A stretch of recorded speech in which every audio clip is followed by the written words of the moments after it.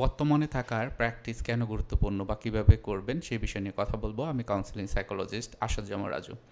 বর্তমানে থাকার প্র্যাকটিসটা আমাদের সবারই কম বেশি থাকতে হয়। আমরা অনেক সময় দেখা যায় যে অতীত নিয়ে চিন্তা করি এবং ভবিষ্যৎ নিয়ে চিন্তা করি। আমরা জানি কি যে অতীত যেগুলো চলে গেছে সেগুলোকে পরিবর্তন করার আর কোনো অপশন আছে আপনার ভিতরে, আমার ভিতরে? নেই। ভবিষ্যতে কি হবে না হবে সেটা কি আমরা জানি? না, জানি না। অনেকটাই অনিশ্চিত। এখন আমার মনটা ৩ জায়গাটাতে থাকে। এক হলো অতীতে, বর্তমানে অথবা ভবিষ্যতে। এখন আমি প্রতিনিয়ত, প্রতিবার যদি আমি ভাবি অতীতের চিন্তা অথবা ভবিষ্যতের চিন্তা, তাহলে আমার কোন জায়গাটা নষ্ট হচ্ছে? বর্তমানের থাকাটা নষ্ট হচ্ছে। বর্তমানে থেকে আমি প্রোডাক্টিভ কিছু করব সেটা আমি করতে পারছি না। আমার দ্বারা সম্ভব হচ্ছে না। তার মানে কি? আমি যেমন অতীতে যদি আমার খারাপ কিছু হয়েও থাকে, ভবিষ্যৎটাকে কিন্তু আমি খারাপ দিকেই নিয়ে যাচ্ছি। তাহলে আমার মূল কাজ থাকবে বর্তমানে থাকা। এই যে বর্তমানে থাকার প্র্যাকটিসটা কী আসলে? বর্তমানের প্র্যাকটিসটা হলো এটাই যে আমি এখন কি করছি? আমি এখন কি করব যেটা ভবিষ্যতের, কিন্তু আমার ওই কাজটা এখন শুরু করতে হবে।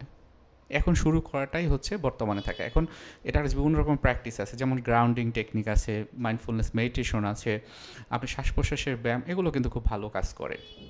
এখন গ্রাউন্ডিং টেকনিকের ক্ষেত্রে আপনি মনে করেন আমি এই যে রুমের ভিতরে আছি, আমার রুমের এই যে প্র্যাকটিসটা আমি করতে পারি, আমি ৫টা ছবি দেখব বা ৫টা বিষয় দেখব। এই যে দেখতেছি, মন দিয়ে দেখতেছি, সেটার কালারটা কীরকম সেটা দেখতেছি, সেটার বডি টেক্সচারটা কীরকম সেটা দেখতেছি, তারপর ওই ছবিগুলোর ভিতর কী কী আছে সেগুলো আমি আরও বেশি পর্যবেক্ষণ করছি। সো এটা হলো একটা, এরকম আরও 4টা, অর্থাৎ টোটাল 5টা আমি এগুলো দেখব। তারপর 4টা জিনিস যেটা আমি টাচ করতে পারি, সেগুলো টাচ করব, সেটা কীরকম ধরতে, ধরার পর আমার হাতের ভিতর কীরকম অনুভব হচ্ছে, এই জিনিসটা আমি প্র্যাকটিস করব, আস্তে আস্তে করব, বর্তমানে থাকব। তারপর হয়তো আমার 3টা জিনিস, আমি কি কি শুনতে পাচ্ছি, আশেপাশে কি কি হচ্ছে, সেটা আমি আমার আমার আমার ভিতরে নিব, যে আমি এখন বাইরে একটা শব্দ শোনা যাচ্ছে, কেউ কথা বলছে, এসির শব্দ শোনা যাচ্ছে, আবার এই যে হচ্ছে রুমের ভিতরেই কেউ একজন কথা বলছে, এটা আমি শুনবো।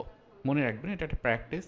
এটা তারপর আমি একটু লক্ষ্য করব যে আমার আশেপাশে কী ধরনের গন্ধ আসতেছে, সেই ধরনের 2 ধরনের গন্ধ, বা আমি কি যে ঘ্রাণটা পাচ্ছি সেটা কি একটু লক্ষ্য করব।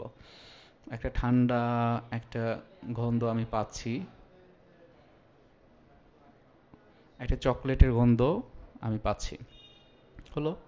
তারপর একটা স্বাদ নেব, স্বাদটা আমার মুখে নেব। কিভাবে? একটু আগে একটু আগে আমি যে খাবারটা খেয়েছিলাম তার স্বাদটা আছে। তো এইটা হলো একটা প্র্যাকটিস, যেটাকে গ্রাউন্ডিং টেকনিক বলে। এরকম মাইন্ডফুলনেস মেডিটেশন করতে পারেন, যেটা আপনার ভিতরে বর্তমানে থাকা যে প্র্যাকটিসটা সেটা তৈরি করবে। শ্বাস প্রশ্বাসের ব্যায়াম যখন করবেন তখন শ্বাস প্রশ্বাসের দিকে নজর রাখবেন, এটা আপনাকে খুব হেল্প করবে। এবং আরেকটা জিনিস যেটা, যে আপনার চিন্তাগুলোকে যখন দেখবেন এলোমেলোভাবে আসছে, সেটাকে একটা অর্গানাইজ ওয়েতে চিন্তা করা, যে আমি যখন ভবিষ্যতের অতিরিক্ত চিন্তা করছি তখন আমার ব্রেনকে বলবো স্টপ, এটা আমার ভবিষ্যতের চিন্তা, এটা করে কোনো লাভ নেই। অতীতের চিন্তা হলো একই কথাটা বলবো, এবং বর্তমানে আমার যে কাজটি সেটার দিকে আমি মনোযোগ দেব। সো এটা যদি আপনি রেগুলারলি করতে পারেন, দেখবেন এটা আপনার ভিতরে একটা, নিজের ভিতরে একটা অন্যরকম পাওয়ার তৈরি করেছে, এবং আপনি ভালো থাকতে পারবেন। মনের ভিতরে যত রকমের অ্যাংজাইটি বা ডিপ্রেশন থাকুক না কেন, এটাকে আপনি কন্ট্রোল করতে পারবেন। ধন্যবাদ।